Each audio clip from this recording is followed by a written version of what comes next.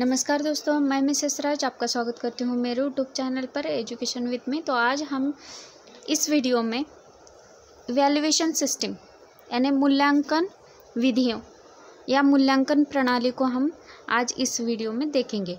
पूरा इवैल्यूएशन जो होता है, ठीक है, सिस्टम का, वो सारा का सारा मूल्यांकन एक ही वीडियो में हम कवर करेंगे दोस्तों। हमारा जो टारगेट है दोस्तों 2021 में JRF पाने का, उसे हम हासिल करके रहेंगे।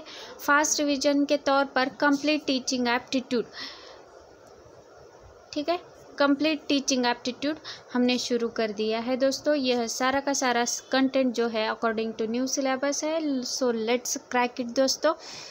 और मैं यह कहना चाहती हूँ कि यहाँ पर देखिए, अभी एक दो वीडियो में, 2 या 3 वीडियो में हमारा टीचिंग एप्टीट्यूड कंप्लीट हो जाएगा। और मैंने टीचिंग एप्टीट्यूड पर MCQs 100 MCQs को डाल दिया है दोस्तों। अगर आपने उस वीडियो को नहीं देखा है तो आप मेरे चैनल के प्लेलिस्ट में जाकर उस MCQs के वीडियोस को आप देख सकते हैं दोस्तों, ठीक है। और जो टीचिंग एप्टीट्यूड पर 10 मार्क्स बनते हैं 5 प्रश्नों के, वो आपके कवर हो जाएंगे, ठीक है।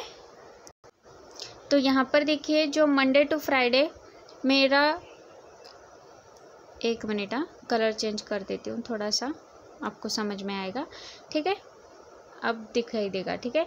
मंडे टू फ्राइडे पेपर 1 का सेशन होता है 11 से 12 और पेपर 2 का सेशन होता है दोपहर 1 बजे से 2 बजे तक।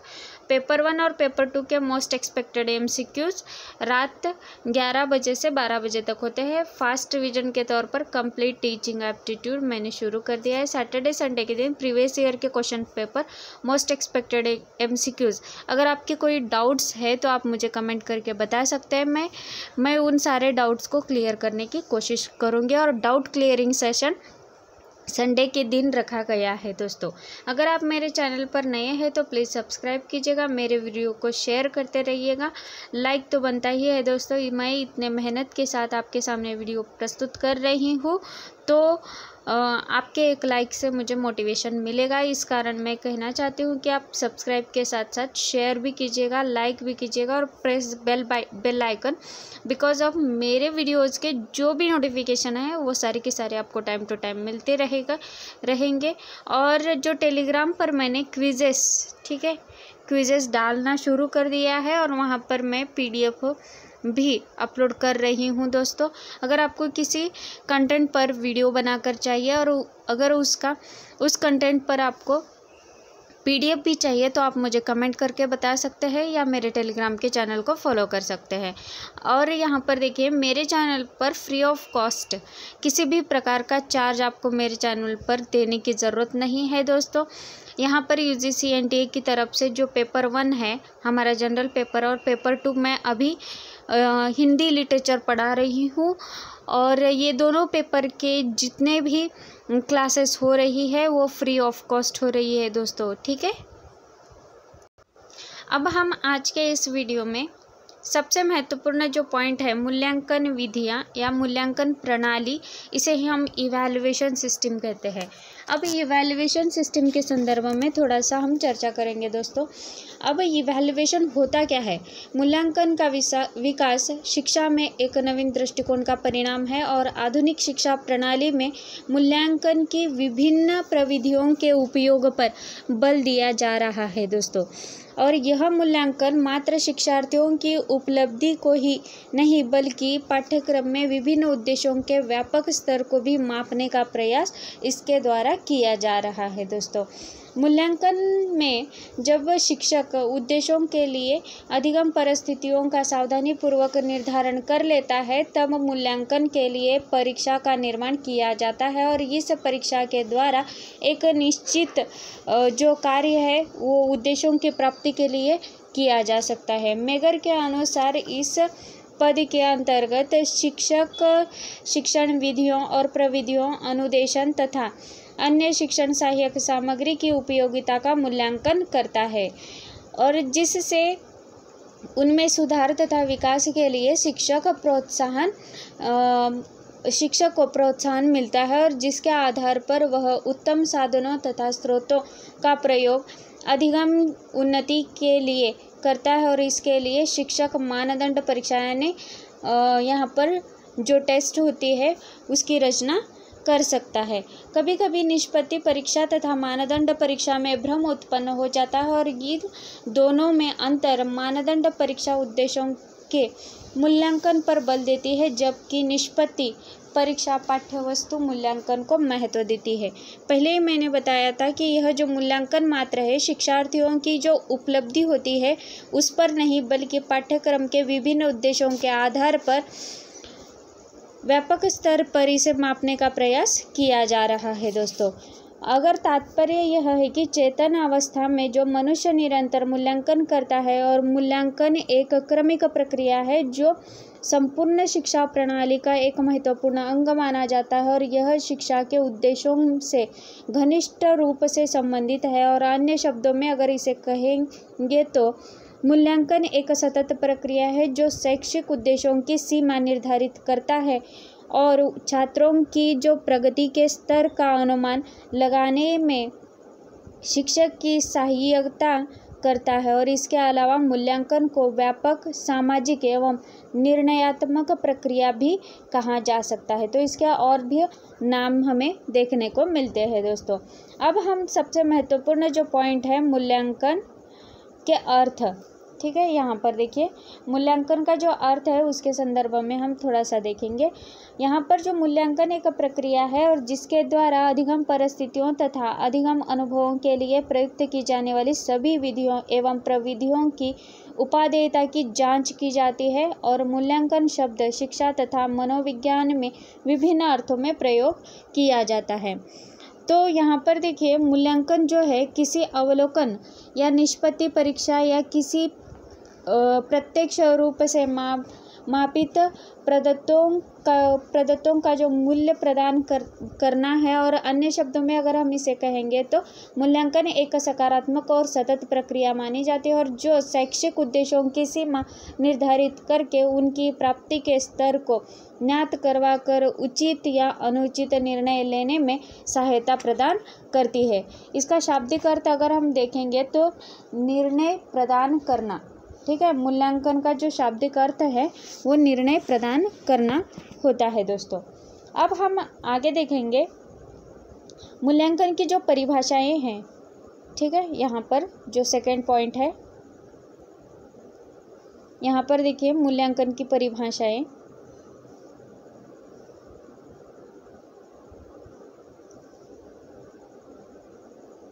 ठीक है, समझ में आया मूल्यांकन की परिभाषाएं। यहाँ पर टेबल पर दिखाई दे रहा होगा, इसे मैं जूम करूँ क्या?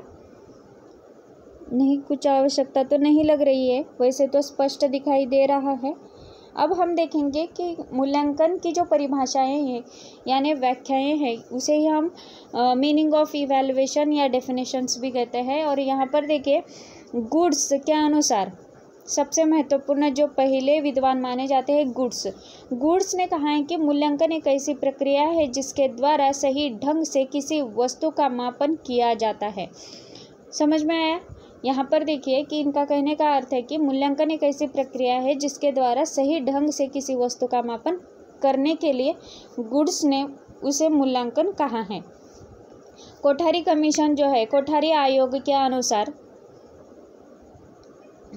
मूल्यांकन एक सतत प्रक्रिया है और शिक्षक की संपूर्ण प्रणाली का एक आवश्यक अंग है और शिक्षक के उद्देश्यों के साथ पूर्ण रूपेण संबंधित है और छात्रों के पढ़ने की आदतों और अध्यापकों के पढ़ाने की विधि पर इसका बहुत प्रभाव पड़ता है।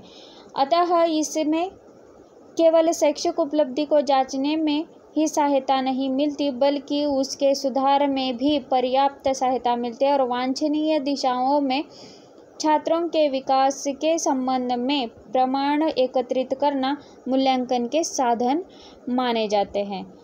और कोठारी जो कमीशन है, कोठारी आयोग कमीशन, इसके अनुसार अगर हम देखेंगे इस परिभाषा का जो तात्पर्य है, मूल्यांकन एक निरंतर प्रक्रिया है और संपूर्ण शिक्षा प्रणाली एकीकृत भाग और शैक्षिक उद्देश्यों से पूरी तरह संबंधित है और यह विद्यार्थियों की अध्ययन आदतों और शिक्षक निर्देशन उपलब्धियों अपितु विधियों पर अत्यधिक प्रभाव डालता है और इस प्रकार न केवल शैक्षिक उपलब्धियों और अपितु इनके जो सुधार में सहायता करता रहता है।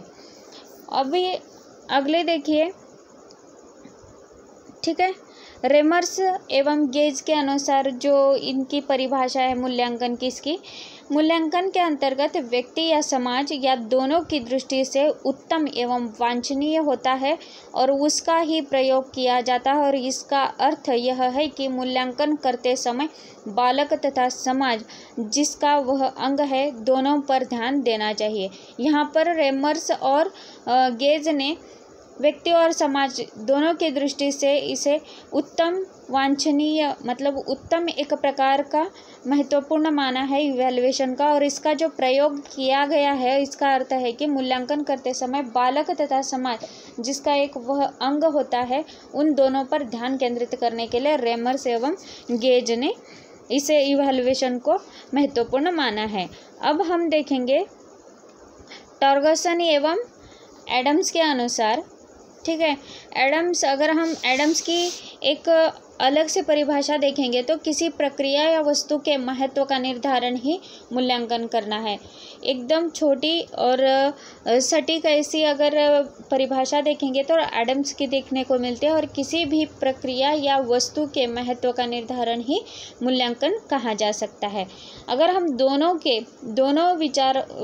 विचारवंत है, यहाँ पर देखिए दोनों विद्वान है, टर्गसन एवं एडम्स के अनुसार अगर देखेंगे तो मूल्यांकन का अर्थ है कि किसी वस्तु या प्रक्रिया का मूल्य निर्धारित करना और शैक्षिक मूल्यांकन से आशय है कि किसी शिक्षण प्रक्रिया या अनुभवों की उपयोगिता के संबंध में मूल्य प्रदान करना। ठीक है, अगर आपको और भी अगर डेफिनेशंस देखना चाहते हैं तो उसमें डांडेकर भी है और एनसीईआरटी की तरफ से भी मूल्यांकन की जो परिभाषाएं हैं दी गई है, लेकिन उतनी महत्वपूर्ण नहीं है। परंतु अगर आप देखना चाहते हैं तो आप मुझे कमेंट करके बता दीजिएगा, मैं उस डेफिनेशन को भी आने वाले वीडियोज़ में प्रस्तुत कर दूँगी। अब हम देखेंगे मूल्यांकन के सिद्धांत। अब मूल्यांकन के सिद्धांत में इसे ही हम प्रिंसिपल ऑफ इवैल्यूएशन कहते हैं और इसमें जो महत्वपूर्ण जो सिद्धांत माने जाते हैं, मूल्यांकन शैक्षिक उद्देश्यों की पूर्ति के लिए कार्य करता है।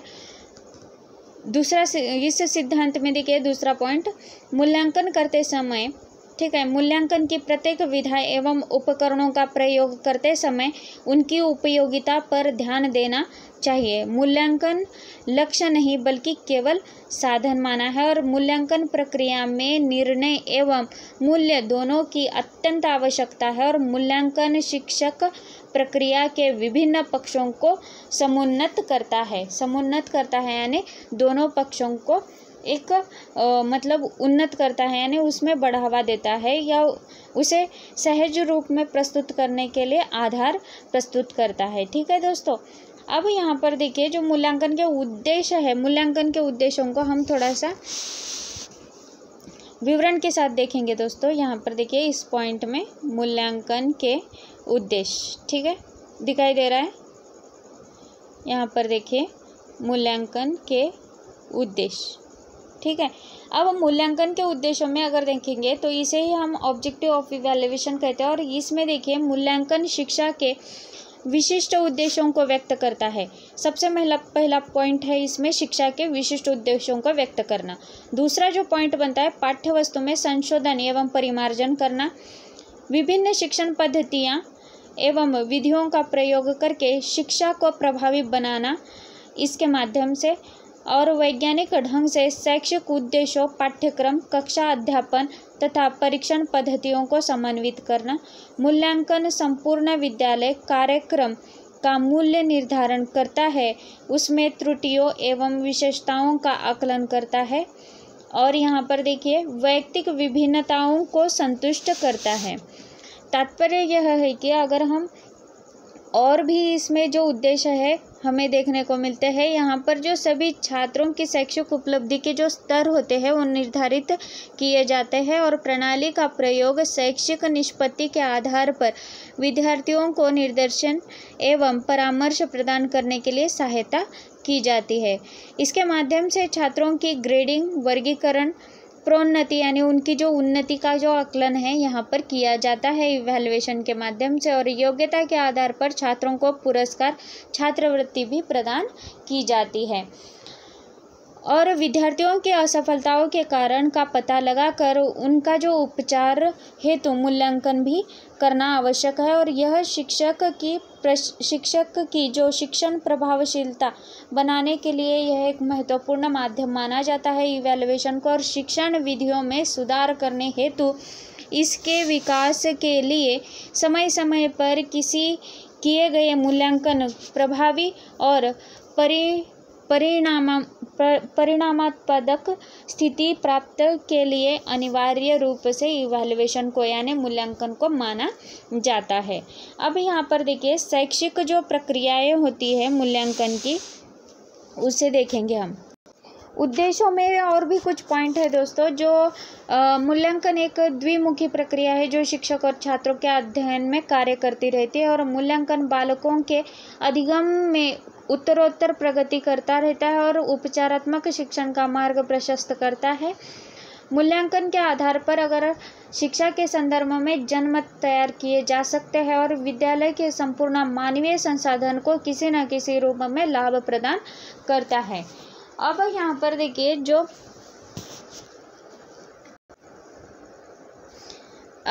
देखिए दोस्तों शैक्षिक मूल्यांकन प्रक्रिया, यानी शैक्षिक मूल्यांकन में अगर देखेंगे तो उसमें आती है प्रक्रिया और सोपान। अब शैक्षिक मूल्यांकन जो मूल्यांकन में प्रोसेस ऑफ एजुकेशनल इवैल्यूएशन कहते हैं, इसे हम अगर ट्रायंगल के तौर पर अगर देखेंगे तो शिक्षण के जो उद्देश्य है, ठीक है,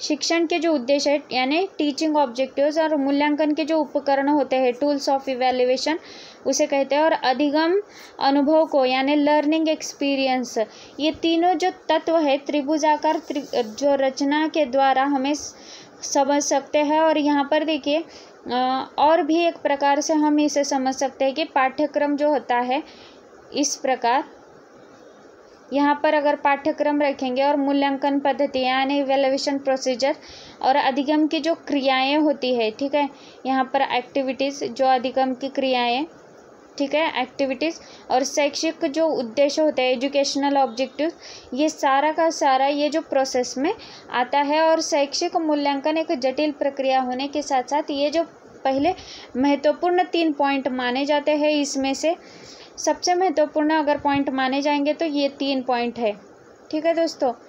यहाँ पर देखिए 3 पॉइंट, ये वाला और ये वाला, और इसमें जो सोपान है, सोपानों को हम थोड़ा सा और भी विश्लेषण के साथ देखेंगे। जो शैक्षिक मूल्यांकन प्रक्रिया के जो सोपान है वो 3 सोपान माने जाते हैं, और 3 सोपानों में सबसे महत्वपूर्ण जो सोपान है वो है identifying and defining of objectives, उसे ही हम उद्देश्यों का निर्धारण एवं परिभाषीकरण कहते हैं। और जो दूसरा जो उद्देश्य है शैक्षिक अनुभवों को प्रदान करना, और तीसरा है व्यवहार परिवर्तन के आधार पर मूल्यांकन करना, ठीक है।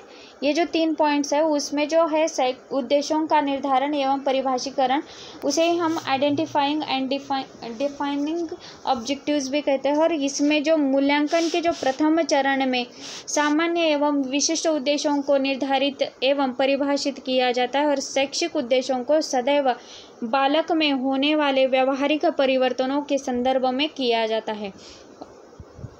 ये परिवर्तन अधिगम प्रक्रिया द्वारा उत्पन्न किए जाते हैं, अतः शिक्षक अधिगम पर ही अपना ध्यान केंद्रित करते हैं, और शिक्षण अधिगम प्रक्रिया के फलस्वरूप जो बालक के व्यवहार में परिवर्तन होते हैं उसे ही हम अधिगम प्रतिफल यानी लर्निंग आउटकम कह सकते हैं या कहा जाता है। इसलिए शिक्षक बालक में व्यवहार परिवर्तन के रूप में शैक्षिक उद्देश्यों को निर्धारित एवं परिभाषित करते हैं। और दूसरा जो इसमें से अभी दूसरा जो उद्देश्य है, दूसरा उद्देश्य इस प्रकार है कि इसे ही हम प्रोवाइडिंग लर्निंग एक्सपीरियंस कहते हैं, इसे ही हम अधिगम अनुभवों को प्रदान करना कहते हैं। यहाँ पर देखिए शैक्षिक उद्देश्यों के निश्चयीकरण के बाद जो शिक्षक के द्वारा एक ऐसी स्थिति का निर्माण किया जाता है जिसके अंतर्गत बालकों को उपयुक्त शिक्षण अनुभव प्रदान किए जा सकते हैं, और इस चरण के अंतर्गत ऐसे साधनों और विषय वस्तु एवं शैक्षणिक परिस्थितियों को प्रयोग में लाया जाता है जिससे शैक्षिक उद्देश्यों की प्राप्ति सफलतापूर्वक की जा सकती है। और इसमें 2 वर्गों में इसका विभाजन किया है। ये जो दूसरा उद्देश्य है अधिगम अनुभवों को प्रदान करने का उद्देश्य, उसमें 2 वर्गों में विभाजित किया है। उसमें विषय वस्तु का चयन और उपयुक्त अधिगम प्रक्रियाओं का चयन या क्रियाओं का चयन यहाँ पर करना। विषय वस्तु के चयन में एक शिक्षक पाठ्यक्रम एवं उसके उद्देश्यों में मध्य सामंजस्यता स्थापित करना होता है, और अधिगम क्रियाओं के चयन के समय शिक्षक को निश्चित प्रश्नों पर ध्यान देना जरूरी है।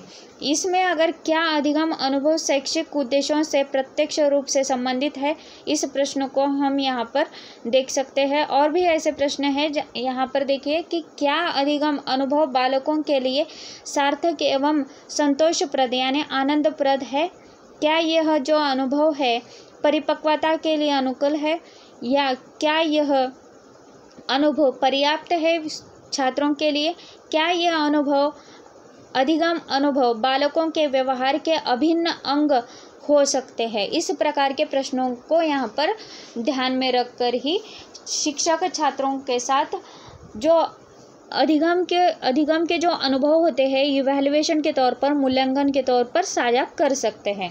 अभी जो तीसरा उद्देश्य है इसमें का, ठीक है, यहाँ पर देखिए इसमें जो थर्ड ऑब्जेक्टिव यानी थर्ड सोपान है यहाँ पर, उस तीसरे सोपान में अगर व्यवहार परिवर्तन के आधार पर मूल्यांकन करना, इसे ही हम evaluation based on behavioural changes भी कह सकते हैं। और इस चरण के अंतर्गत अगर विभिन्न मनोवैज्ञानिक शैक्षिक परीक्षणों तथा मूल्यांकन पद्धतियों जैसे मौखिक, लिखित, निरीक्षण आदि के माध्यम से अगर शिक्षक यह मूल्यांकित करता है कि बालक के व्यवहार में परिवर्तन कितना हुआ है, ठीक है। बालक के व्यवहार परिवर्तन को 2 पक्षों में बांट सकते हैं। यहाँ पर देखिए पहला जो पक्ष है बालक का लिखना, पढ़ना, बोलना, यह बाह्य व्यवहार कहता है, और जो दूसरा पक्ष है उसे ही हम आंतरिक व्यवहार कहते हैं। उसमें बालक का सोचना, समझना और निर्णय लेना, ये सारी बातें अंतर्भूत होती है।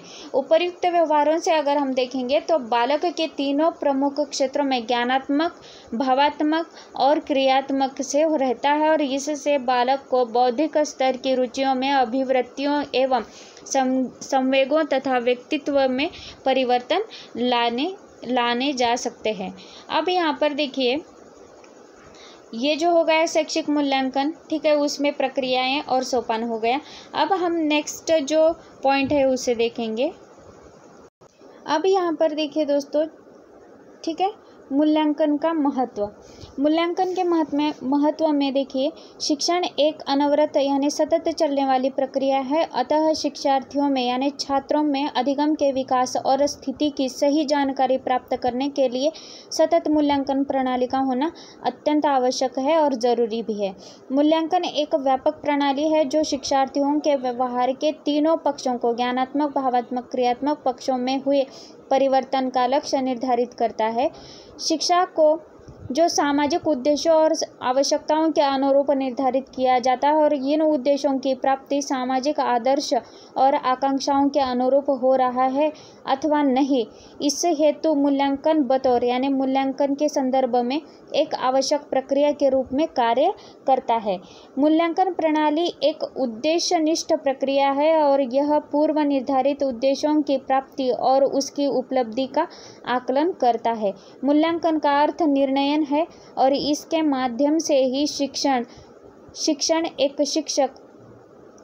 संबंधी विधियों, उद्देश्यों और सीखने के अनुभवों की प्रभावशीलता आदि के विषय में सही निर्णय ले पाने में सक्षम हो पाते हैं।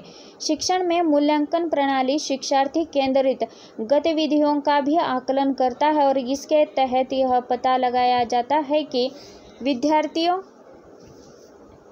में पूर्व निर्धारित उद्देश्यों के आधार पर अपेक्षित परिवर्तन हुआ है या नहीं। यही मैंने पहले ही बताया था दोस्तों फिर भी मैं और एक बार बता रही हूँ। और मूल्यांकन एक सहकारी प्रक्रिया है। विद्यार्थियों के शैक्षणिक विकास के संदर्भ में कोई अकेला निर्णय कारगर नहीं हो सकता जबकि वह निर्णय सहकारीपूर्ण नहीं हो। इसके अंतर्गत अगर देखेंगे हम तो शिक्षार्थी यानी छात्र के मूल्यांकन के लिए शिक्षक यानी जो टीचर होते हैं सहित अभिभावक, मित्रों आदि का दृष्टिकोण जानना आवश्यक हो जाता है। इसके माध्यम से अगर छात्रों के कमजोर और मजबूत पक्ष को रेखांकित किया जा सकता है और तत्पश्चात यानी तदनंतर आवश्यक निर्देश दिए जा सकते हैं और यह छात्र जीवन के सही मार्गदर्शन में निर्णायक होते हुए दिखाई देते हैं। यह जो प्रणाली है विद्यार्थी को अधिक प्रयास करने की प्रेरणा देती है और मूल्यांकन के छात्र सजग हो जाता है, अधिक बेहतर परिणाम हेतु अपने प्रयास तेजी से कर देता है। इसके माध्यम से अगर चयन प्रक्रिया, नियुक्ति, पदोन्नति और वर्गीकरण जैसे निर्णय अधिक व्यावसायिक यानी प्रोफेशनल ढंग से लेने की प्रवृत्ति बढ़ सकती है। अभी इसमें देखिए दोस्तों, जो मूल्यांकन के तत्व है उन मूल्यांकन के तत्वों को देखेंगे।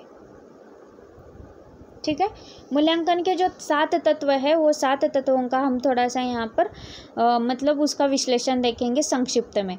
यहाँ पर देखिए कि जो 7 तत्व है मूल्यांकन के लिए जो बेहतर बनाने के लिए इन 7 तत्वों का प्रयोग शिक्षक अपनी कक्षा में छात्रों के लिए करते हैं। उनमें से पहला जो तत्व है उच्च स्तर के समर्थन के साथ उच्च उम्मीदों का सुमेलन। यहाँ पर जो शिक्षक का मूल्यांकन पेशेवर शिक्षण मानकों पर आधारित होना चाहिए और जिससे यह पता चलता है कि शिक्षकों को क्या जानना चाहिए और क्या करने की सक्षम होना चाहिए, क्या करने में सक्षम होना चाहिए। इसके अतिरिक्त अगर टीचर्स को प्रदर्शन पर नियमित रूप से समय पर प्रतिक्रिया और बेहतर बनने के लिए प्रयास करना चाहिए और साथ ही शिक्षकों के अतिरिक्त विद्यालय का वातावरण, शिक्षण उपकरण इत्यादि भी शिक्षण प्रणाली को बेहतर बनाने में सहयोग करते हैं। अर्थात इन सभी प्रक्रिया का लक्ष्य शिक्षक अभ्यास में व्यवस्थित रूप से सुधार करना और छात्रों को सिखाने में वृद्धि करना है। दूसरा जो तत्व है विभिन्न स्रोतों से शिक्षण और छात्रों के सीखने के साक्ष्य को शामिल करना यानी समावेशित करना। और इसमें जो दूसरे तत्व का कहने का अर्थ यह है कि सामान्य तौर पर प्रत्येक वर्ष के परीक्षणों के आधार पर छात्रों को सीखने के लाभ के उपाय शिक्षकों को बहुत कम जानकारी प्रदान करते हैं और पूरी तरह से निर्देश की गहराई को नहीं दर्शाते। हम सभी तो यह जानते ही है, परंतु एक संतुलन दृष्टिकोण से अच्छा काम करता है यह जो मूल्यांकन है। और उदाहरण के लिए शिक्षक अवलोकन और छात्र कार्य और छात्रों का जो आकलन है उसे हम यहाँ पर दूसरे तत्वों में देख सकते हैं। अभी तीसरा जो तत्व है जानकारी का उपयोग शिक्षकों को रचनात्मक प्रतिक्रिया प्रदान करने के लिए होना चाहिए और न कि शर्मिंदा करने के लिए। इसका अर्थ यह है कि मूल्यांकन का जो उद्देश्य होता है शिक्षकों के अभ्यास में सुधार लाने के लिए यानी करना होना चाहिए, न कि उनको शर्मिंदा करना। इस तरह के जो प्रयास है शिक्षकों एवं शैक्षिक शिक्षण प्रणाली यानी शिक्षण प्रणाली में गुणवत्ता रूप से वृद्धि होती है। अगला तत्व देखिए, जो मूल्यांकन प्रणाली की जो गुणवत्ता होती है उसने मजबूती से लागू करने की जो विद्यालय की क्षमता में विश्वास पैदा करना इस तत्व का महत्वपूर्ण कार्य है। इसका तात्पर्य यह है कि अगर शिक्षक को अभ्यास का पालन करने के लिए एक वैध उक्ति का प्रयोग करना चाहिए और जिससे यह सुनिश्चित हो सके कि वे कक्षा का निष्पक्ष और निरंतर निरीक्षण कर सकते हैं। और इसके अतिरिक्त शिक्षकों का कई बार अवलोकन करना और अनेक पर्यवेक्षकों का उपयोग करना चाहिए और इससे शिक्षा एवं शिक्षण में आवश्यक सहयोग और मदद प्राप्त होता है। अगला जो पॉइंट है देखिए दोस्तों, अगला जो तत्व है शिक्षक विकास और मूल्यांकन को सामान्य कोर राज्य मानक संरेखन करना। इसका तात्पर्य यह है कि कई अध्ययनों से यह पता चलता है कि अगर अधिकांश शिक्षक सामान्य कोर राज्य मानक को पूरा करने के लिए आवश्यक रूप से निर्देशात्मक कार्यों को संभालने में एक लंबा रास्ता तय करते हैं, जबकि अधिकांश शिक्षक कक्षा प्रबंधन कौशल्य में निपुण होते हैं। उदाहरण के लिए, अगर शिक्षकों को लंबे समय तक बहुत सारी सामग्री व्यवस्थित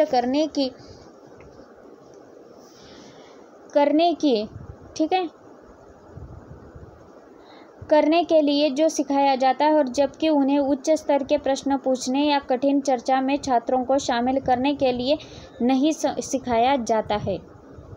अब अंतिम जो तत्व है इसमें का, शिक्षण प्रणाली को समयानुकूल यानी नवाचार के समायोजित करना। इसका तात्पर्य यह है कि इसका अर्थ देखिए कि इस तत्व में जो शिक्षक विकास और मूल्यांकन सार्वजनिक स्कूलों की शिक्षा में मिशन को प्राप्त करने के लिए एक वाहन के रूप में यानी एक मार्ग के रूप में होना चाहिए, और उस मिशन को शिक्षा के एक बाहरी मॉडल से विकसित होना चाहिए जो कई संस्थानों में या स्थानों पर एक नए प्रतिमान में मौजूद है, जो छात्रों को जीवन, कॉलेज और करियर के लिए तैयार करेगा। अतः एवं शिक्षा प्रणाली समयानुकूल नए प्रतिमानों व नवाचारों से समाजित होना चाहिए, यह मूल्यांकन का एक प्रमुख तत्व माना जाता है। अब यहाँ पर देखिए, जो मूल्यांकन के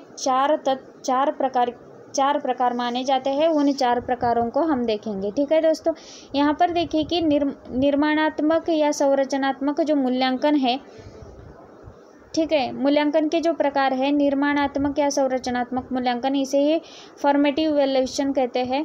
योगात्मक या संकल्पनात्मक या अंतिम मूल्यांकन, इसे ही सुमेटिव इवैल्यूएशन कहते हैं। और निदानात्मक मूल्यांकन, इसे ही हम डायग्नोस्टिक इवैल्यूएशन कहते हैं। इसमें और एक महत्वपूर्ण जो प्रकार है इसका, उसे हम देखेंगे दोस्तों। इसमें देखिए, हाँ, प्लेसमेंट इवैल्यूएशन भी इसे कह सकते हैं, और यहाँ पर देखिए इसे ही स्थानन मूल्यांकन भी कहा जाता है।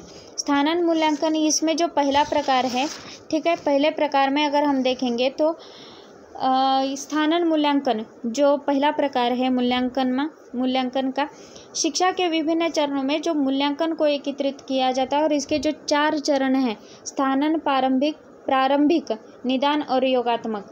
अभी हमने उसे बताया है कि चारों जो प्रकार है बहुत ही महत्वपूर्ण है। उसमें से जो पहला मूल्यांकन है स्थानन मूल्यांकन, उसे ही हम प्लेसमेंट इवैल्यूएशन कहते हैं, और यह छात्र के उस ज्ञान और कौशल्य को निर्धारित करता है जो शिक्षण के शुरुआत में आवश्यक होते हैं। और स्थानन मूल्यांकन का उद्देश्य किसी कोर्स या विषय के लिए शिक्षार्थी की योग्यता की जांच करना होता है, और इसी उद्देश्य के लिए विभिन्न प्रवेश परीक्षाओं को भी आयोजित किया जाता है। समझ में आया? अब देखिए दूसरा जो है निर्माणात्मक या रचनात्मक मूल्यांकन, इसे ही हम फॉर्मेटिव इवैल्यूएशन कहते हैं। जब बालकों के विकास की लगातार प्रतिपुष्टि यानी फीडबैक के लिए निर्माणात्मक मूल्यांकन फॉर्मेटिव इवैल्यूएशन का प्रयोग किया जाता है, और इसके अंतर्गत शिक्षक अध्यापन यानी पढ़ाने के दौरान यह जांच करते हैं कि बच्चों ने अभिवृत्तियों और अभिभूतियों तथा ज्ञान को कितना प्राप्त किया है, और यह जो मूल्यांकन है अध्याय के बीच बीच में किया जा सकता है। तात्पर्य यह है कि जब शिक्षण कार्यक्रम की गतिविधियों प्रगतियों पर हो, यह विधि कार्यक्रम का महत्व जानने के लिए इस प्रकार की सहायता ली जाती है और प्रक्रिया पर ध्यान केंद्रित करती है। इस मूल्यांकन के द्वारा छात्र शिक्षण उद्देश्यों को प्राप्ति के लिए अपनी सफलता और विफलता के बारे में प्रतिपुष्टि कर सकते हैं।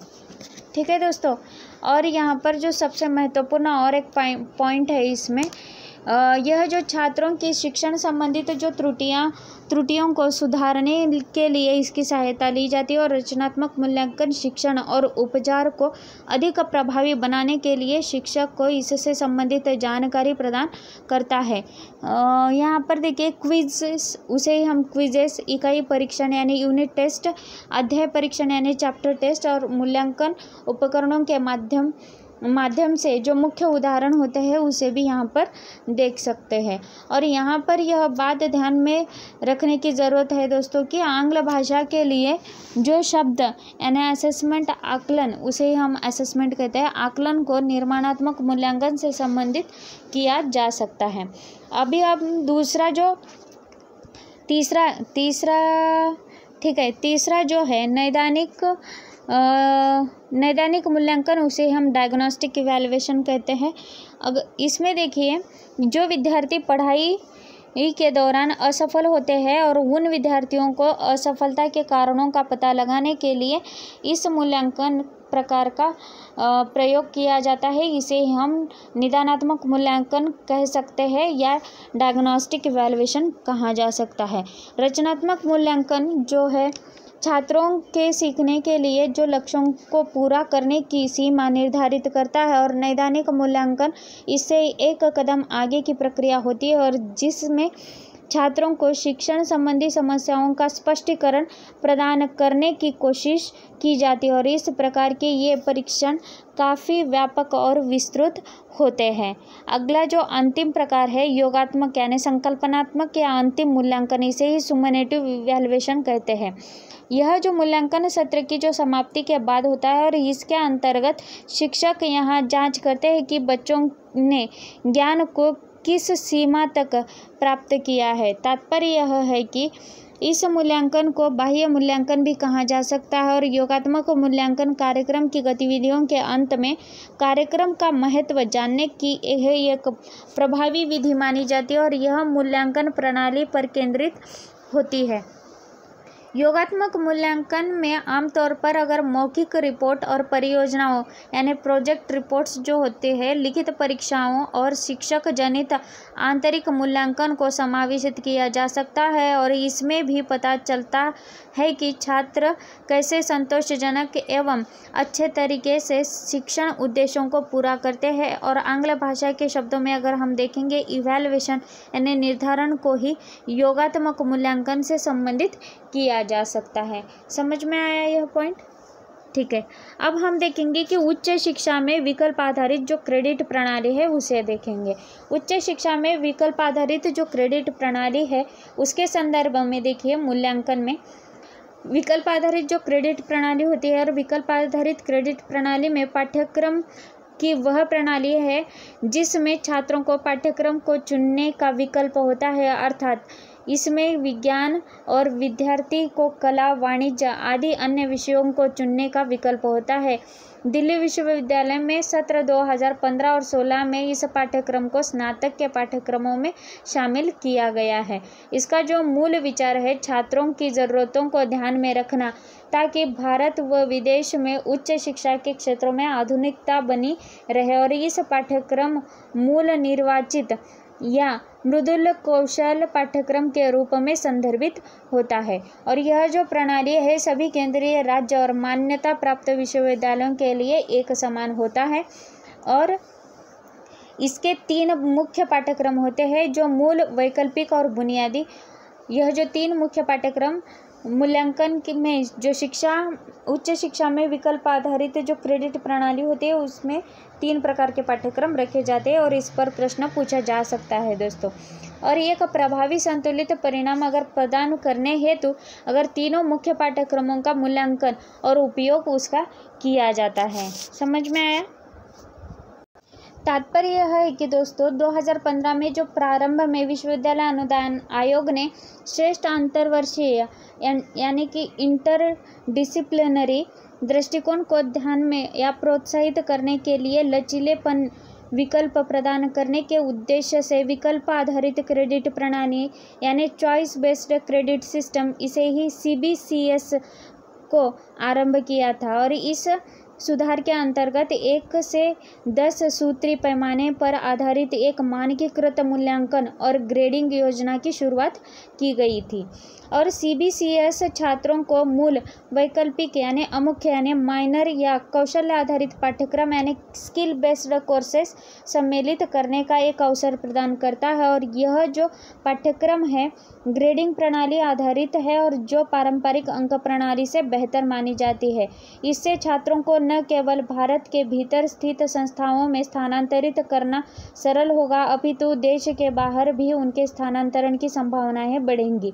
ग्रेडिंग प्रणाली से संभावित नियोक्ताओं को भी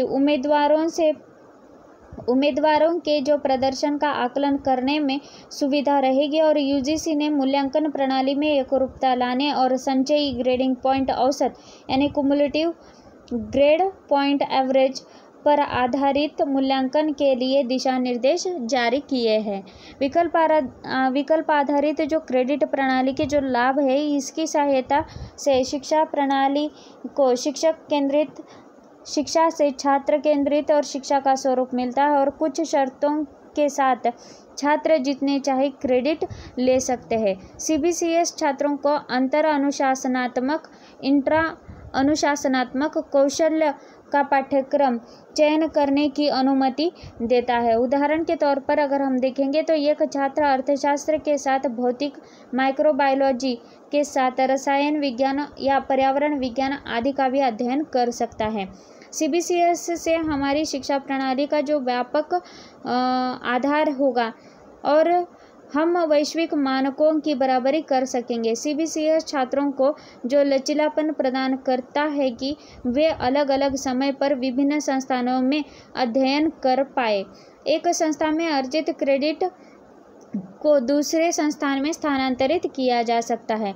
यहाँ पर देखिए जो विकल्प आधारित क्रेडिट प्रणाली की कुछ सीमाएं हैं जो बहुत ही महत्वपूर्ण हैं और यहाँ पर जो सटीक अंकों का अनुमान लगाना कठिन है और शिक्षकों के कामों में उतार चढ़ाव हमें देखने को मिलता है और शिक्षा के प्रसार के लिए अच्छी बुनियादी सुविधाओं की यहाँ पर मांग की गई है। दोस्तों अब यहाँ पर जो सबसे महत्वपूर्ण जो पॉइंट है, ठीक है,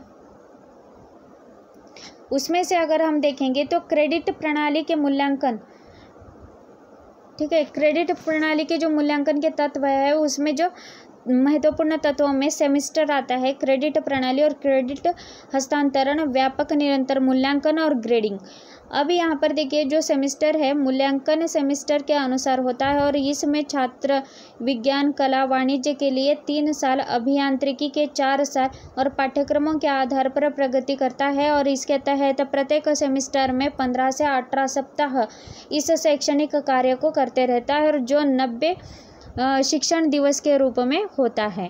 ठीक है, अब यहाँ पर जो क्रेडिट प्रणाली है प्रत्येक पाठ्यक्रम को एक निश्चित क्रेडिट सौंपा जाता है और जब छात्र पाठ्यक्रम उत्तीर्ण करता है तो उसे पाठ्यक्रम पर आधारित क्रेडिट प्राप्त होता है। यदि एक छात्र एक सेमेस्टर उत्तीर्ण करता है जो उसे दोहराना नहीं होता है। क्रेडिट हस्तांतरण में यदि कुछ कारणों से छात्र यदि अध्ययन का भार सहन नहीं कर पाता है तो वह कम क्रेडिट प्राप्त करने का अधिकारी रखता है, किंतु अगले सेमेस्टर में इस क्रेडिट की भरपाई करने की पूरी आज़ादी उनको मिलती है। व्यापक निरंतर मूल्यांकन में छात्रवृत्ति का जो मूल्यांकन न केवल शिक्षकों के द्वारा बल्कि छात्रों के द्वारा स्वयं भी संभव होता है। और यहाँ पर देखिए ग्रेडिंग जो सबसे महत्वपूर्ण पॉइंट है, UGC ने 10 अंक ग्रेडिंग प्रणाली शुरू की है जो मूल्यांकन के लिए सहायता होती है। यहाँ पर जो वो ग्रेड है सर्वोत्तम के लिए उसे 10 अंक है, ये प्लस यानी अति उत्कृष्ट उसे 9 अंक दिए हैं, ये बहुत अच्छा उसे 8 अंक दिए हैं, B प्लस के लिए अच्छा यानी उसे 7 अंक, B औसत से ऊपर है उन्हें 6 अंक दिए हैं, C औसत से C जो है औसतन यानी 5 अंक दिए हैं, P यानी पास उसे 4 अंक, F यानी अनुत्तीर्ण उसे हम फेल कह सकते हैं उसे 0 अंक और A भी यानी अनुपस्थित एब्सेंटी को भी यहाँ पर देखिए 0 अंक दिए जाते हैं। इस प्रकार अगर विकल्प आधारित क्रेडिट प्रणाली का जो क्रियान्वयन होता है एक छात्र के समग्र प्रदर्शन को सिंगल सिस्टम के सार्वभौमिक तरीके से मूल्यांकन करने की जो दिशा में अच्छी प्रणाली मानी जा सकती है। अब हम देखेंगे शिक्षा और मूल्यांकन की परस्पर निर्भरता। यहाँ पर देखिए कि इस पॉइंट में अगर थोड़ा सा ये हुआ, स्क्रॉल हुआ, ठीक है, परंतु अभी दिखाई दे रहा होगा आपको। शिक्षण को सीखने की जो सुविधा की प्रक्रिया के रूप में परिभाषित किया गया है और शिक्षा को ज्ञान प्राप्त करने की प्रक्रिया मनोदृष्टि, कौशल, आदतों और क्षमताओं के रूप में परिभाषित किया गया है। मूल्यांकन का जो शिक्षण है, ठीक है, सीखने की सुविधा को निर्धारित करने के लिए किया जाता है। और दूसरे शब्दों में अगर हम कहेंगे तो शिक्षण, शिक्षा और मूल्यांकन तीनों शिक्षा प्रदान यानी एजुकेटिव प्रक्रिया के पहलुओं पर परस्पर निर्भर है। और शिक्षण प्रणाली के 4 महत्वपूर्ण कारकों उद्देश्य, पाठ्यक्रम, विधि और मूल्यांकन के बीच में प्रत्यक्ष रूप से सीधा संबंध है। और भारतीय शिक्षा आयोग यानी इंडियन एजुकेशन कमीशन, जिसने अपनी रिपोर्ट 1966 में प्रस्तुत की थी और इसने इस पर अपनी विशेष टिप्पणी की थी कि यह जो इस बात पर सहमति थी कि मूल्यांकन एक सतत प्रक्रिया है और शिक्षा की संपूर्ण प्रणाली का एक अभिन्न अंग है और यह परिचित रूप से शैक्षिक उद्देश्यों से संबंधित है। अब यहाँ पर देखिए मूल्यांकन की जो प्रवृत्तियाँ हैं उसे हम देखेंगे। ये जो पॉइंट है मूल्यांकन की प्रवृत्तियाँ, ठीक है, इसमें 2 प्रवृत्तियाँ बहुत ही महत्वपूर्ण है दोस्तों, यानी डिज़ायरेबल है जो डिज़ायरेबल कैरेक्टरिस्टिक्स ऑफ इवैल्यूएशन हम इसे कह सकते हैं। इसे हम मूल्यांकन की वांछनीय विशेषताएं भी कह सकते हैं या प्रवृत्तियां भी कह सकते हैं। इसमें जो है सबसे महत्वपूर्ण जो व्यापकता, उसे हम कॉम्प्रिहेंसिवनेस कहते हैं। शिक्षक को छात्रों के विकास के सभी पहलुओं का आकलन यानी असेस करने की कोशिश करनी चाहिए और इस प्रकार अगर छात्र की उपलब्धि यानी जो परफॉर्मेंस होता है उसका मूल्यांकन करने के लिए शिक्षक के द्वारा विभिन्न तकनीकों का यहाँ पर इस्तेमाल या उपयोग किया जाता है इस पॉइंट में। ठीक है दोस्तों, यहाँ पर जो दो प्रवृत्तियां हैं उसमें से एक है व्यापकता और दूसरा है निरंतरता, इसे हम कंटिन्यूअस कहते हैं। और मूल्यांकन के शिक्षा के रूप में अगर एक सतत यानी कंटिन्यूअस प्रक्रिया है और यह सिर्फ एक परीक्षा नहीं है बल्कि मूल्यांकन प्रक्रिया का एक हिस्सा यानी अंग माना जाता है, जो मूल्यांकन कार्य को पूरा करने के लिए कोई निश्चित समय सीमा नहीं है, लेकिन यह अगर निरंतर प्रक्रिया है यह मान सकते हैं। केंद्रीय विद्यालय सेकेंडरी बोर्ड द्वारा स्थापित सतत और व्यापक मूल्यांकन यानी कॉम्प्रिहेंसिव एंड कंटिन्यूअस एजुकेशन, उसे हम CCE भी इन 2 मापदंडों पर आधारित है या निर्धारित है। CCE से छात्रों की शिक्षण संबंधी कठिनाइयों को दूर करने एवं परीक्षा परिणाम सुधारने में सहायता मिलती है। अब जो अगला पॉइंट है दोस्तों, मूल्यांकन के लाभ। ठीक है, यहाँ पर देखिए मूल्यांकन के लाभ, और मूल्यांकन के लाभ में अगर हम देखेंगे तो सबसे महत्वपूर्ण कुछ पॉइंट है मूल्यांकन, यानी उसे हम मेन बेनिफिट्स ऑफ इवैल्यूएशन कहते हैं। मूल्यांकन परिणामों के संक्षिप्तीकरण के साथ ही समाप्त नहीं हो जाता दोस्तों, और इसका जो भविष्य में शिक्षण प्रणाली में किए जाने के जो सुधार पर भी अनुकूल प्रभाव होना चाहिए। और मूल्यांकन के कुछ जो लाभ है मैं यहाँ पर बताना चाहूँगी। और मूल्यांकन से जो छात्रों की जो शक्तियों और कमजोरियों का आकलन किया जाता है और यह छात्रों के संपूर्ण विकास के लिए सही मार्गदर्शन करने में महत्वपूर्ण भूमिका अदा करती है। इससे अगर हम देखेंगे तो छात्रों को और प्रयास करने की प्रेरणा मिलती है, और सिर्फ इस बात का एहसास मात्र ही नहीं है बल्कि आपका जो मूल्यांकन किया जा रहा है या किया जा सकता है आपको और परिश्रम करने के लिए प्रेरित करता है, और इससे विद्यार्थी सजग और अधिक प्रेरित रहता है। और यहाँ पर देखिए जो अगला लाभ है, छात्र हित में सुगम योजनाएं बनाने में सहायक होता है मूल्यांकन, और इस विधि के द्वारा पाठ्यक्रम का पुनरीक्षण किया जाता है। परीक्षाओं के जो नतीजे आते हैं अंतर संस्थागत यानी इंटर इंस्टीट्यूशनल तुलना में सहायता मिलती है और इससे चयन, वर्गीकरण, नियुक्ति, पदोन्नति जैसे निर्णय सदा समव्यावसायिक यानी प्रोफेशनल ढंग से किए जा सकते हैं। इससे अगर हम समझने की कोशिश करेंगे तो माता पिता को भी बच्चों की शिक्षा में प्रगति का भी नियमित रूप से पता चलता है। अब हम देखेंगे जो मूल्यांकन तकनीकी के जो वर्गीकरण होते हैं उसमें देखेंगे, उसमें जो सबसे महत्वपूर्ण 2 वर्गीकरण हैं उसे हम गुणात्मक तकनीक और परिमाणात्मक तकनीक कहते हैं। यहाँ पर देखिए जो इसे हम क्लासिफिकेशन ऑफ इवैल्यूएशन टेक्निक्स कह सकते हैं। मूल्यांकन को शिक्षण प्रक्रिया का अंत नहीं माना जा सकता, अपितु इसे एक विद्यार्थी के व्यवहार और सोच परिवर्तन लाने के लिए एक वैध प्रमाण माना जाना चाहिए और इसलिए एक अच्छा मूल्यांकन विधि है जो छात्रों के व्यवहार में वांछित परिवर्तन लाने में सहायता करता है। और इसमें देखिए 2 प्रकार के जो वर्गीकरण है मूल्यांकन तकनीकी के, उसमें जो है परिमाणात्मक और गुणात्मक तकनीकी के रूप में इसे वर्गीकृत किया गया है दोस्तों। और यहाँ पर जो परिमाणात्मक तकनीक है यानी क्वांटिटेटिव टेक्निक्स जो होते हैं उसमें लिखित परीक्षा, मौखिक परीक्षा और व्यावहारिक परीक्षा को स्थान दिया गया है। और इसमें देखिए लिखित में देखिए इसमें कागज़ पेंसिल परीक्षण के रूप में भी जाना जाता है और तकनीकी में प्रश्नों के जो निर्देशों के अनुसार उत्तर लिखे जाते हैं। मौखिक में यह परीक्षा जो है मौखिक यानी उसे लिखित परीक्षा का पूरक होता है और इसमें पढ़ने की क्षमता का परीक्षण और उच्चारण और मौखिक परीक्षण यहाँ पर किया जाता है। व्यावहारिक परीक्षा में छात्र जो परीक्षा के लिए प्रयोगात्मक और क्रिया कौशल परीक्षण के लिए आवश्यक होता है और यह विशेष रूप से विज्ञान, प्रौद्योगिकी, कृषि, शिल्प और संगीत विषयों से संबंधित यह जो क्वांटिटेटिव टेक्निक है इसका उपयोग परिमाणात्मक तकनीकों के अंतर्गत किया जाता है।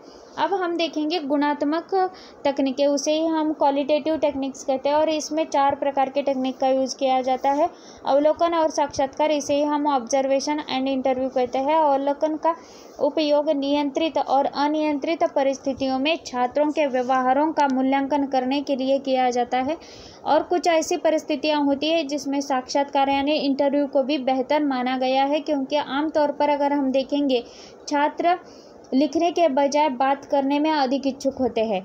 दूसरी जो टेक्निक है जांच सूची, हम उसे ही चेकलिस्ट कहते हैं और यहाँ पर देखिए जांच सूची वह उपकरण है जिसमें छात्र की व्यवहार प्रवृत्तियों के बारे में प्रमाण तौर पर अगर इकट्ठा करने के लिए जो रिकॉर्डिंग के लिए प्रयोग इस जांच सूची का किया जाता है यानी चेकलिस्ट का प्रयोग किया जाता है। जो तीसरा यहाँ पर जो टेक्निक है क्रम निर्धारण पैमाना, उसे ही हम रेटिंग स्केल कहते हैं और रेटिंग स्केल में इस प्रकार इसका उपयोग होता है कि यह जो विधि है स्थित वस्तु या चरित्र के बारे में राय या निर्णय की अभिव्यक्ति से संबंधित होती है और क्रम निर्धारण पैमाना एक ऐसा उपकरण है जिसके द्वारा यहाँ पर निर्णय की मात्रा निर्धारित की जाती है यानी वोटिंग टाइप। ठीक है, यहाँ पर जो संचित रिकॉर्ड्स होते हैं यानी कम्युलेटिव रिकॉर्ड्स, यह भी एक अच्छा टेक्निक माना गया है। और यहाँ पर देखिए उपाख्यानात्मक यानी उपाख्यानात्मक रिकॉर्ड और संचयी रिकॉर्ड कार्ड और छात्र की डायरी इत्यादि ऐसे उपकरण हैं जिन्हें छात्रों के व्यवहारों के बारे में जानकारी पता करने के लिए मूल्यांकन प्रक्रिया में उपयोग किया जाता है। तो इस प्रकार हमने जो मूल्यांकन तकनीकी का जो वर्गीकरण 2 भागों में किया है, गुणात्मक तकनीक और परिमाणात्मक तकनीकों को देख चुके हैं दोस्तों। अब अगला पॉइंट देखेंगे। अब देखिए कि मूल्यांकन के जो उपकरण एवं प्रविधियां होते हैं उसे ही tools and techniques of evaluation कह सकते हैं। और इसमें देखिए कि मूल्यांकन के जो अंतर्गत है, ठीक है, यहाँ पर है ये पॉइंट, मूल्यांकन के अंतर्गत अगर शैक्षिक उद्देश्यों का अभिप्राय अभिन्न संभव संबंध है, तो इन शैक्षिक उद्देश्यों के अनुरूप ही मूल्यांकन के विभिन्न उपकरणों का उपयोग यहाँ पर किया जाता है। और मूल्यांकन के उपकरण एवं प्रविधियों को अग्रलिखित 4 वर्गों में वर्गीकृत किया जाता है। उसमें देखिए परीक्षण प्रक्रियाएं, आलेख प्रविधियां और निरीक्षणात्मक प्रविधियां और प्रक्षेपी मापक। यहाँ पर देखिए मैंने पहले ही बताया था कि जो टेक्निक है यहाँ पर इसका संबंध इससे हम जोड़ सकते हैं, ठीक है। इन सारे उपकरणों का यहाँ पर हम संबंध जोड़ सकते हैं दोस्तों, ठीक है, गुणात्मक और परिणामात्मक के लिए। और यहाँ पर देखिए जो परीक्षण प्रक्रियाएं होती है इसे हम टेस्टिंग प्रोसीजर्स कहते हैं। और इसमें लिखित परीक्षा, मौखिक, प्रयोगात्मक परीक्षा और निष्पादन जो परीक्षा होती है इसका उपयोग किया, इसका यहाँ पर जो टेस्टिंग के लिए यानी टेस्टिंग प्रोसीजर के लिए इसका उपयोग किया जाता है। स्व आलेखित प्रविधियों में यानी सेल्फ रिपोर्टिंग टेक्निक्स में देखिए प्रश्नावली, आत्मकथा और इंटरव्यू जैसे। यहाँ पर देखिए मैंने पहले ही बताया था कि जो परिमाणात्मक और गुणात्मक में जो हमने टेक्निक्स का यूज़ किया है वही टेक्निक्स यहाँ पर अलग से मैं लेकर आई हूँ, ठीक है। और यहाँ पर निरीक्षणात्मक जो प्रविधियाँ होते हैं उसे हम ऑब्जर्वेशनल मेथड्स कहते हैं। और उसमें जो वृत्तांत, आलेख, जांच सूची उसे हम चेकलिस्ट कहते हैं। निर्धारण मापनी, ठीक है, समाज मिति विधि इसका प्रयोग किया जाता है। और प्रक्षेपी मापक है उसे ही हम प्रोजेक्टिव मेजर्स कहते हैं। और इसमें सहचर्य परीक्षण, वाक्य पूर्ति परीक्षण, TAT और रोशरशाही के धब्बों का यहाँ पर प्रयोग किया जाता है। अब जो इसमें देखेंगे अगर जो मूल्यांकन प्रविधियों का वर्गीकरण में, ठीक है, पहले हमने कुमुलेटिव रिकॉर्ड्स, एनकोडेटल रिकॉर्ड्स, निरीक्षण, साइन, चेकलिस्ट और निर्धारण मापनी, इन सारे चीज़ों को हमने देखा है।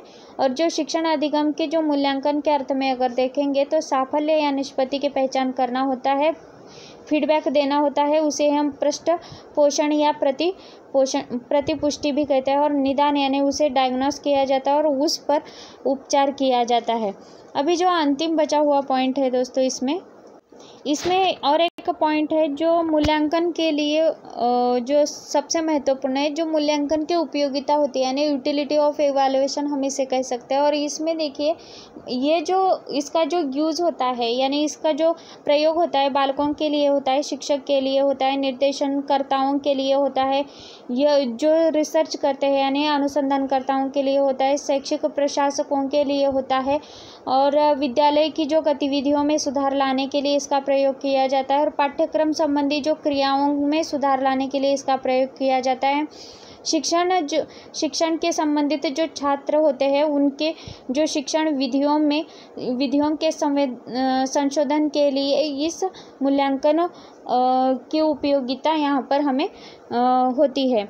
और यहाँ पर देखिए जो कंप्यूटर आधारित जो जांच प्रणाली होती है यानी कंप्यूटर बेस्ड टेस्टिंग, यहाँ पर कंप्यूटर आधारित जांच प्रणाली में डिजिटल संसाधनों के माध्यम से इसका प्रयोग होता है। और इसमें इंटरनेट आधारित कंप्यूटर पर जांच होती है और इसके साथ ही इंटरनेट वातावरण से ही इसका मूल्यांकन किया जा सकता है।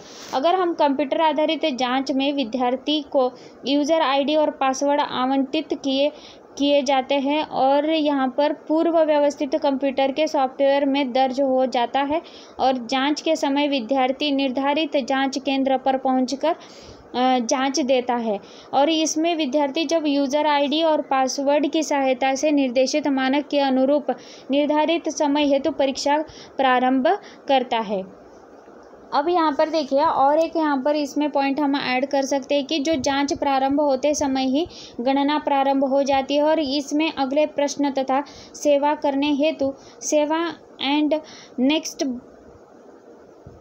करने हेतु यानी उसमें अगर हम किसी प्रकार से उसे सेव करने के लिए यानी उसे आरक्षित करने के लिए उस बटन का यूज़ कर देते हैं या उस कीज़ का यूज़ करते हैं जो उससे प्रयोग करना चाहिए, जो अपने प्रश्नों को छुड़ाने के लिए उसका उपयोग कर सकता है। और इसमें जो छात्र विभिन्न रंगों के बटनों का उपयोग कर सकते हैं और जो यह बातों बताते हैं कि आपने कितने प्रश्नों को मतलब छुड़ाया है और कितने बाकी है, यानी अलग अलग तरीके से। अगर हम नेट के एग्ज़ाम हमारी जो नेट की एग्ज़ाम है वो ऑनलाइन है और वहाँ पर कंप्यूटर बेस्ड हमारी एग्ज़ाम होती है और वहाँ पर जितने प्रश्नों को हम छुड़ाते हैं वो हरे रंग के होते हैं और जितने प्रश्नों को हमने खाली टच करके छोड़ दिया है वो ऑरेंज कलर के होते हैं और जिन प्रश्नों को हमने अभी तक नहीं छुड़ाया है वो जैसे कि वैसे वाइट कलर के बॉक्सेस में हमें देखने को मिलता है।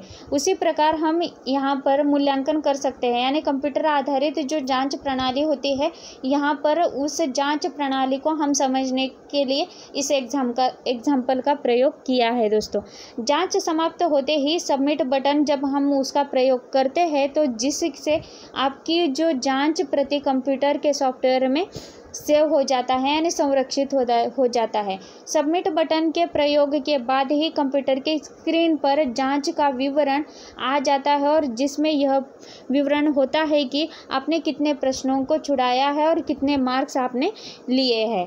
ऐसी ही परीक्षा हम MSCIT की जो एग्ज़ाम होती है वहाँ पर भी देखने को मिलते हैं, गेट के एग्ज़ाम में भी हमें देखने को मिलती है और C के एग्ज़ाम में भी हमें देखने को मिलती है। आजकल बहुत सारी ऐसी एग्ज़ाम्स हो रही है जो ऑनलाइन पद्धति के अनुरूप ही हो रही है, जो कंप्यूटर बेस्ड होती है। उन सारे एग्ज़ाम्स में इसी पद्धति का प्रयोग किया जाता है। और अभी देखिए, कंप्यूटर आधारित जो जांच प्रणाली में सबसे महत्वपूर्ण है, देखिए जो मूल्यांकन है, ठीक है, उस मूल्यांकन को हम देखेंगे यहाँ पर, ठीक है। इसमें अगर मूल्यांकन के तौर पर अगर हम देखेंगे तो कंप्यूटर आधारित जो जांच प्रणाली का जो मूल्यांकन है कंप्यूटर में सॉफ्टवेयर के माध्यम से होता है और जांच का मूल्यांकन कम समय में हो जाता है और छात्रों की जो संतुष्टि होती है उसे भी बरकरार रख सकते हैं।